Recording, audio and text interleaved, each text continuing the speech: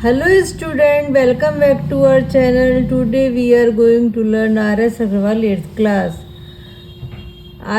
Chapter number 16, A question 13. Name each of the following parallelograms. ये जो parallelograms के लिए एक लाइन दी गई है, इससे हमें ये आइडेंटिफाई करना है ये किस तरीके का पैरेललोग्राम होगा। वो कह रहा था डायगोनल्स आर इक्वल, तो हमने क्या करा, एक छोटा सा पैरेललोग्राम बना लिया और उसके बाद वो कह रहा है डायगोनल एक तो उसके इक्वल होने चाहिए। The adjacent sides are unequal. Adjacent side कौन सी होती है? जो साइड एक साथ जुड़ रही होती है, जैसे ये डी ए और ए बी आपस में कनेक्टेड है यहाँ पर ए पॉइंट पर, या बी सी और ए बी कनेक्टेड है, ये एडजेंट साइड हुई।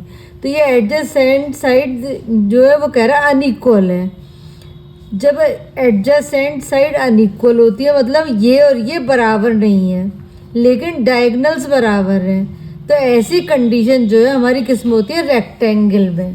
तो ये हुआ हमारा रेक्टेंगल, इसका आंसर हुआ रेक्टेंगल।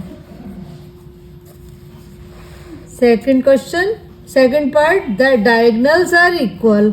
अब उसके डायगोनल्स तो इक्वल है ये, इसमें भी हमने एक फिगर ड्रॉ कर ली।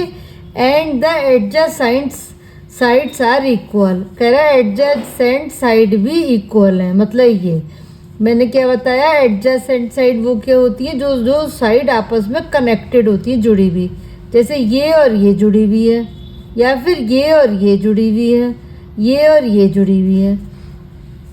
तो एडजेसेंट अगर मान लो मैंने ये ली तो ये दोनों बराबर हैं, ये ली तो ये दोनों बराबर है, और अगर ये दोनों ली तो ये दोनों बराबर है। इसका मतलब क्या हुआ? ऑल साइड्स कैसी हो गई? इक्वल। और वो कह रहा है कि डायगोनल्स भी इक्वल है, तो डायगोनल्स भी इक्वल होते हैं, ऑल साइड्स भी इक्वल होती है, वो कहलाता है हमारा स्क्वायर।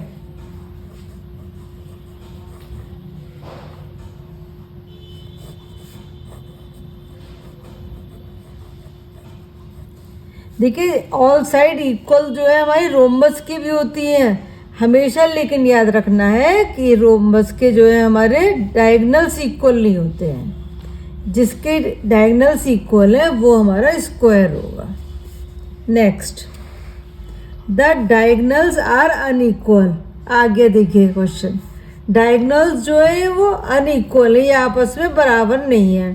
सपोज ये 10 का है तो ये हमारा 8 का है, ऐसे।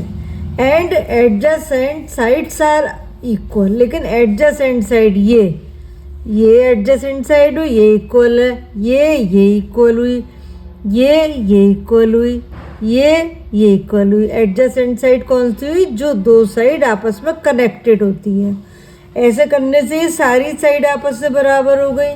तो जिसकी सारी साइड्स बराबर हो लेकिन डायगोनल अनइक्वल हो वो होता है rhombus.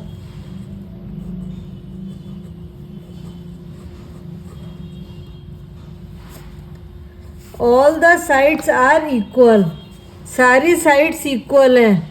And angle is 60 degree, one angle, एक एंगल उसका 60 डिग्री है। जब सारी, देखिए स्क्वायर तो ये तब होता है जब उसके सारे एंगल 90 डिग्री के होते हैं। अब सारी साइड इक्वल है, सारी साइड दो चीज़ों में इक्वल होती है, एक तो स्क्वायर में होती है इक्वल और एक रोम्बस में होती है। तो लेकिन स्क्वायर के लिए क्या कंपलसरी है कि उसके सारे ही एंगल 90 डिग्री के होने चाहिए। तो वो कह रहा है एंगल 60 डिग्री का है, तो जब ऑल साइड इक्वल है और एंगल 60 का है, 90 का नहीं है, तो ये हुआ रोम्बस।